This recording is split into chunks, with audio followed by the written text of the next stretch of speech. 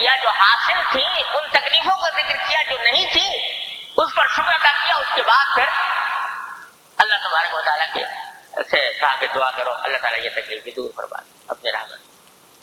تو بھائی یہ ہم لوگوں کا ایک، ہم جیسے لوگوں کو یہ اکثر و بیشتر یہ بات پیش آتی ہے کہ ذرا تکلیف ہو گئی تو بس سارے اللہ تعالیٰ کی نعمتیں تھیں ان کو بھول گئے اور اسی کا دکھڑا لیے بیٹھے رہے جو ناشکری کی حد تک پہنچ گیا. یہی امتحان کا موقع ہے بندے کا کہ آیا وہ ایسے موقع پر ناشکری تو نہیں کرتا اللہ تعالیٰ کی نعمتوں. ہاں جو تکلیف ہو اس کا ازالہ مانگنا کہ اللہ یہ تکلیف دور کر دے، یہ اللہ تعالیٰ نے خود فرمایا مانگو مجھ سے، اس میں کوئی حرج نہیں، دعا مانگو.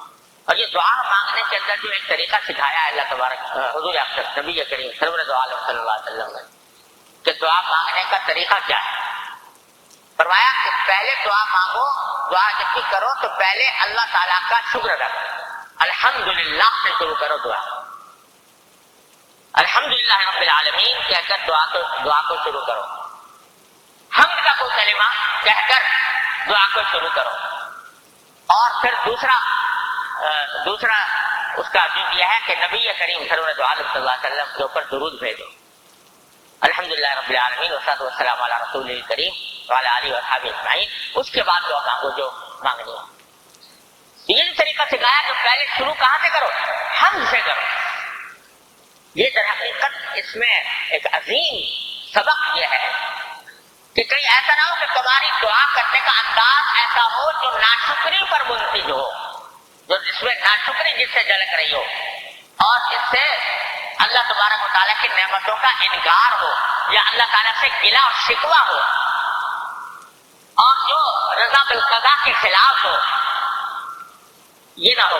لہذا پہلے شکر ادا کرنا کہ یا اللہ تمام تعریفیں آپ کی ہیں، تمام شکر آپ کا ہے، یعنی اتنی نعمتیں آپ نے اب بھی مجھے عطا فرمائی ہوئی ہیں کہ میں اس پر پہلے شکر ادا کروں گا. اس کے بعد مانگوں گا کہ یا اللہ یہ تکلیفیں دور کر.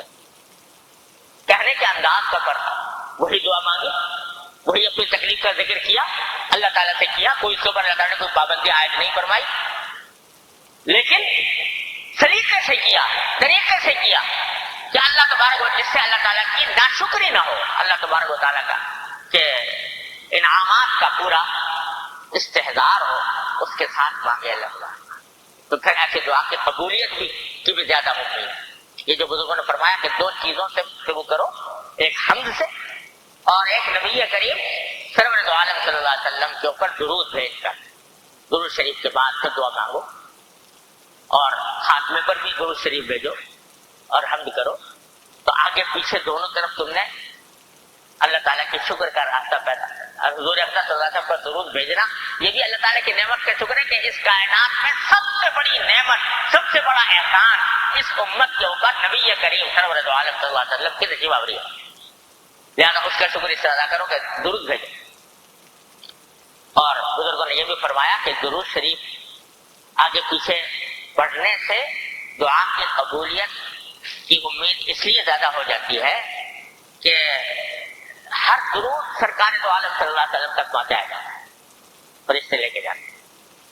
ہر درود ہوتا ہے، جتنی مرتبہ پڑھو گے ہر درود نبی کریم صلی اللہ علیہ وسلم تک پہنچایا جائے. اور بزرگوں نے فرمایا کہ سرکار دو عالم صلی اللہ علیہ وسلم کی خدمت میں ایک ہدیہ ہے جو آپ نے پیش کیا درود شریف.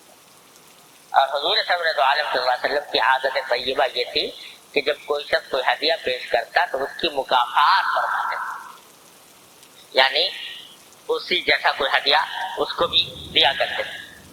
تو جب تم نے درود شریف بھیجا تو نبی کریم صلی اللہ علیہ وسلم کی خدمت میں ہدیہ پیش کیا تو آپ کی عام معمول سے یہ توقع ہے کہ آپ اس کی بھی مکافات فرمائیں. مکافات کیسے فرمائیں گے کہ میرا یہ بندہ، میرا یہ امتی مجھ پر درود بھیج رہا ہے تو اللہ اس کی تکلیف بھی دور فرما دیجئے، اس کی دعا بھی قبول فرما. امید ہے کہ سرکار دو عالم صلی اللہ علیہ وسلم کی دعائیں بھی شامل حال ہو اس کے نتیجے. اور یہ بھی فرمایا کہ درود کو تو قبول ہونا ہی ہونا ہے. درود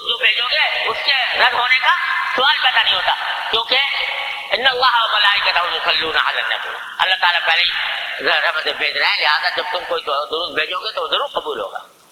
اور کریم کی شان سے یہ بعید ہے کہ ایک چیز کو قبول کرے دوسرے کو رد کرے۔ تو جب درود قبول ہوگا تو امید ہے کہ انشاءاللہ تمہاری دعا بھی قبول ہو جائے۔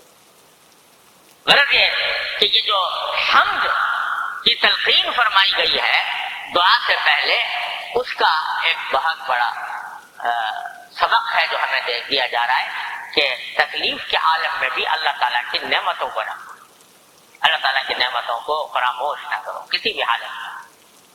اسی لیے فرمایا کہ مومن کا